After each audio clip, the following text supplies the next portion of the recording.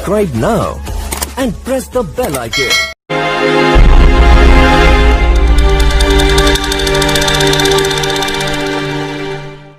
जितने भी लोग जो चैंपियन होते हैं लाइफ में, चाहे वो स्पोर्ट्स वर्ल्ड में है या बिजनेस वर्ल्ड में है या वो किसी भी वर्ल्ड में है, उनके अंदर एक बड़ी कमाल की क्वालिटी होती है।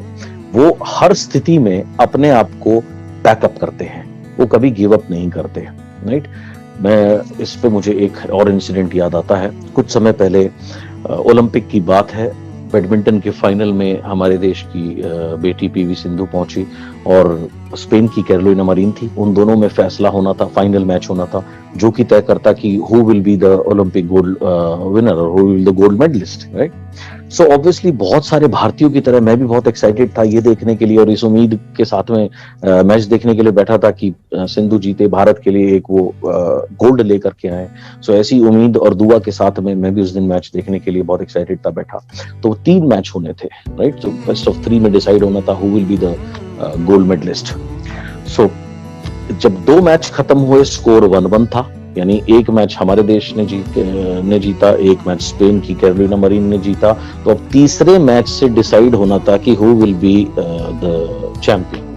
जैसे ही जो दोनों मैच हुए थे वो बड़े टक्कर के मैच हुए थे, दोनों बहुत क्लोज मैच हुए थे, लेकिन जैसे ही तीसरा मैच शुरू हुआ, सडनली कैरोलिना मरीन ने अपने गेम का जो लेवल था, पहले मान लीजिए दोनों के टक्कर के मैच हो रहे हैं, दोनों का लेवल ये है, कैरोलिना मरीन ने अपना जो गेम का लेवल है ना, स्तर है, वो इतना ज्यादा ऊंचा उठा लिया कि पीवी सिंधु कोई मैच ही नहीं थी उनके साथ में। और उस मैच को कभी आपको यूट्यूब वगैरह पर आप डाल के देखना कि Olympic final between PV Sindhu और कैरोलिना मरीन, तो आप देखेंगे वो वीडियो कभी देखना आप डेफिनेटली यूट्यूब पे कहीं ना कहीं मिल जाएगा शायद आपको। तो कैरोलिना मरीन उस समय बहुत तेज बात कर रही थी। किससे बात कर रही थी? अपने आप से। तो वो ऐसे लग रहा था जैसे ये किसी एक ऐसे अदृश्य व्यक्ति से बात कर रही हैं जो इन्हें दिख रहा है और किसी को नहीं दिख रहा।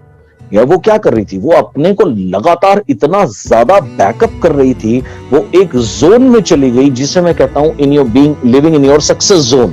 सो उस वजह से उनका गेम का जो लेवल है वो यहां से सडनली उठ करके यहां चला गया।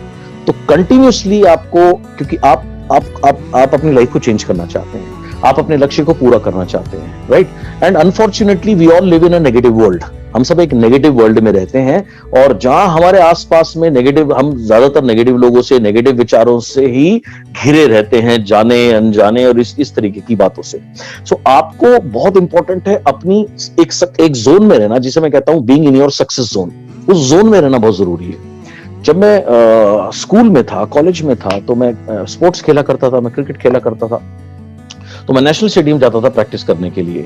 तो वहां उस समय जितनी भी इंटरनेशनल टीम्स आती थी वो वहां प्रैक्टिस करने के लिए आती थी। मैंने बहुत से प्लेयर्स को, एक चीज कॉमन होती थी इन लोगों में, जब इन लोगों की बस आके रुकती थी प्रैक्टिस के लिए, इनमें से 90% लोगों के कान में वॉकमैन लगे रहते थे, यानी हेडफोन लगे रहते थे। उस समय मोबाइल के जमाने नहीं थे, तो ये अपना वॉकमैन, जिसको आप उसका जो मॉडर्न वर्जन आईपॉड है, सो वो लिए रहते थे और हर समय ये पता नहीं क्या सुनते रहते थे। और जब ये जैसे आते थे, प्रैक्टिस का टाइम हुआ, तब इन्होंने अपना वॉकमैन निकाला, अपनी रनिंग करी, प्रैक्टिस करी। प्रैक्टिस के समय में बहुत सारे दर्शक प्रैक्टिस देखते रहते थे, तो वो कुछ ना कुछ कमेंट करते रहते थे। उसके बाद मैच में जब मैं देखता था तो 40-50 हजार दर्शक होते थे और वो पता नहीं किस किस तरीके के कमेंट करते रहते थे जो खिलाड़ी बाउंड्री पे खड़ा होता था। लेकिन इनको वो सुनाई नहीं देता, ये लगातार अपनी जोन में रहते थे। तो ये क्या करते थे? ये अपना मनपसंद संगीत सुनते थे या अपनी एक जोन में रहना, अपनी एक सफलता की जोन में रहना। इन्हें सुनाई नहीं देती एवरेज लोगों की बातें। एवरेज लोगों की बातें किसे सुनाई देती है? जो खुद एवरेज होते हैं, जो सक्सेसफुल होना चाहते हैं या जो अबव एवरेज लोग हैं, उन्हें कभी एवरेज लोगों की बातें सुनाई नहीं देती। सो ये क्वालिटी आपने भी अपने अंदर पैदा करनी है। So many people will make fun of you. जब मैं 2008 में वेस्टीज में आया, बहुत से लोगों ने मेरा मजाक उड़ाया कि 600 रुपए की कंपनी ज्वाइन कर ली, क्योंकि उस समय 600 रुपए का सामान लेना अनिवार्य होता था बिजनेस को ज्वाइन करने के लिए।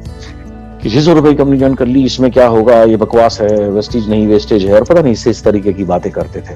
लेकिन मुझे कभी कोई फर्क नहीं पड़ा, या बहुत से लोगों ने कहा कि दोबारा नेटवर्क नहीं बनेगा, शून्य से नेटवर्क नहीं बनेगा, ये मुश्किल है, ये इस तरीके का है।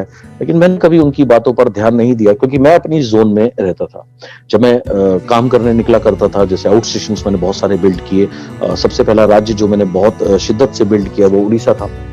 तो वहाँ एक एक हफ्ते, 10-10 दिन, 12-12 दिन, रादर कभी कभी तो 2-2 हफ्ते रुक करके मैंने एक एक दिन में 3-3 CNT भी करी हैं पूरा। और रात में ट्रैवल करना, दिन में CNT करना, रात में ट्रैवल करना, दिन में CNT करना। सो ऐसे मेरे शेड्यूल्स होते थे। सुबह जनरली अगर मैं लोकल 150, 200, 250 किलोमीटर की वर्किंग है मेरी, तो मैं 5, साढ़े 5 बजे उठ के 6, साढ़े 6 बजे तो अपना होटल छोड़ देता था। तो जैसे ही मेरी वर्किंग खत्म होती थी, मैं क्या करता था, मेरा एक सेट सॉन्ग्स थे मेरे पास में जो मुझे बहुत इंस्पायर करते थे। जैसे उस समय सिंग इज किंग पिक्चर आई थी, तो मैं बार बार सुनता था Singh is King, Singh is King, Singh is King. उसके जो लफ्ज, जो बोल थे, वो भी मुझे आज तक याद हैं। तो उसके कुछ बोल ऐसे थे, एक कलर के 13 पत्ते लेकिन सब में बस एक किंग, देश भी हम है, बेस भी हम है, लेकिन जिगर से है डेयरिंग।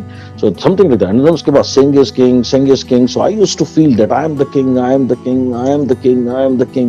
So इस टाइप के सॉन्ग्स सुनना कंटिन्यूसली, या जो भी चाहूँ वो मैं पाऊँ, राइट, जिंदगी में जीत जाऊँ, राइट, इस टाइप के सेट ऑफ सॉन्ग्स थे। इस टाइप की मैंने अपनी लैपटॉप में कुछ मूवीज डाल रखी थी जो मुझे बहुत, जो उस समय मुझे इंस्पायर करती थी। जैसे गुरु मूवी मैंने डाली हुई थी, जो अभिषेक बच्चन जी की मूवी है, मुझे बहुत इंस्पायर करती है। बहुत बार मैंने देखी है, पता नहीं 20 या 50 बार देखी होगी। उसका एक पर्टिकुलर डायलॉग है जो मुझे बहुत पसंद है। उसमें कहा कि ना, मेरे में एक बीमारी है, मुझे ना शब्द ना सुनाई नहीं देता। उसको मैं रिलेट करता था कि जब कोई मुझे नेटवर्किंग के लिए ना बोलता था, सफलता के लिए ना बोलता था, तो मुझे भी ऐसे लगता था कि ये ना शब्द ना, ये मुझे सुनाई नहीं देता। तो जैसे ही मुझे CNT से फुर्सत मिलती, या मैं मेरे काम से फुर्सत मिलती, तो या तो मैं इस तरीके के गाने देखता था, या इस प्रकार की मैं पिक्चर देखता था। जैसे भाग मिल्खा भाग भी मुझे बहुत पसंद है। सो ऑल दीज, ये स्टोरीज क्या हैं, ये स्टोरी बहुत इंस्पायरिंग स्टोरीज हैं। सो ऐसी चीजें लगातार लैपटॉप में मेरे रहती थी। उनको बार बार देखना, क्यों? ताकि लगातार मैं उस जोन में रहूं।